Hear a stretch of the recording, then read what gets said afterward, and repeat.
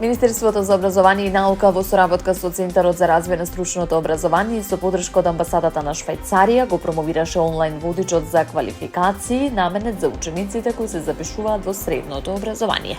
Платформата ги содржи сите информации за стручното образование на едно место, возможува пребарување по квалификации, училишта, региони и образовни насоки. Министерката за образование Весна Јаневска изјави дека водичот ќе им помогне на учениците и родителите полесно да донесат информирана одлука за изборот на средно училиште и идната кариера. А посочи дека стручното образование станува се попривлечно за младите, особено интерес има за дуалното образование, каде учениците посетуваат практична настава директно во компании. Според податоците на Министерството, од околу 17.000 ученици запишани во прва година оваа учебна година, дури 12.000 се запишале во стручните училишта.